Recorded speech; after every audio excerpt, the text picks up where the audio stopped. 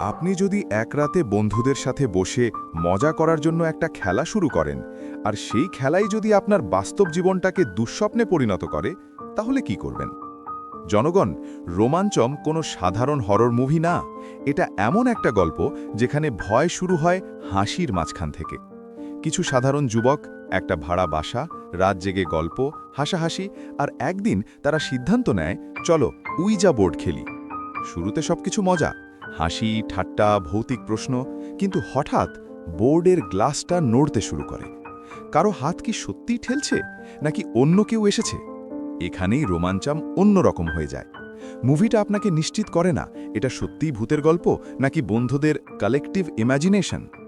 একজন চরিত্র ধীরে ধীরে অদ্ভুত আচরণ শুরু করে। রাতে দরজা খুলে যায়, আলো জ্বলে ওঠে, কেউ যেন অদৃশ্যভাবে ঘরের ভেতর হাঁটে। কিন্তু ক্যামেরা কখনো পরিষ্কার করে কিছু দেখায় না, শুধু অনুভব করায়। এটাই এই সিনেমার সবচেয়ে বড় শক্তি। ভয় দেখায় না, ভয় অনুভব করায়।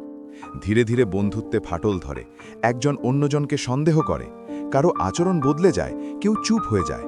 প্রশ্নটা তখন আর ভূত আছে কিনা না, প্রশ্নটা হলো, আমরা কি নিজেদের মনকেই বিশ্বাস করতে পারি? এই সিনেমার সবচেয়ে ইন্টারেস্টিং দিক হলো এটা পিওর হরর না, এটা সাইকোলজিক্যাল ব্রেকডাউন। একটা ছোট্ট ভুল সিদ্ধান্ত কিভাবে পুরো গ্রুপের মানসিক শান্তি কেড়ে নেয় সেটা ধীরে ধীরে খুলে দেয়। সিনেমাটোগ্রাফি খুব ন্যাচারালিস্টিক। বাসার ভেতরের লো লাইট শটগুলো এতটাই রিয়েলিস্টিক যে মনে হবে আপনি ওই ঘরেই বসে আছেন। ব্যাকগ্রাউন্ড স্কোর খুব সাটল, কোনো জোরে চিৎকার বা জাম্প স্কেয়ার না, শুধু নীরবতা। আর সেই নীরবতাই ভয়কে আরও গভীর করে। ভালো দিক, realistic acting, strong atmosphere, unique mix of horror plus dark comedy. দুর্বল দিক, যারা হেভি জাম্প স্কেয়ার চান তারা হয়তো হতাশ হতে পারেন। কিছু জায়গায় পেসিং ধীর মনে হতে পারে। শেষ পর্যন্ত প্রশ্ন একটাই, ওই বোর্ডটা কি সত্যিই কারো সাথে যোগাযোগ করেছিল, নাকি ভয়টাই ছিল আসল খলনায়ক?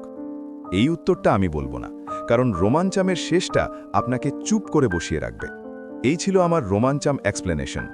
হাসির মাঝখান থেকে জন্ম নেওয়া এক অদ্ভুত ভয় যা ধীরে ধীরে আপনাকে গ্রাস করবে। আমি মাহিম। আপনার কি মনে হয়েছে, ভূত সত্যি ছিল নাকি সবই ছিল মনস্তাত্ত্বিক খেলা? কমেন্টে জানান, লাইক দিন, শেয়ার করুন। দেখা হবে পরের ভিডিওতে।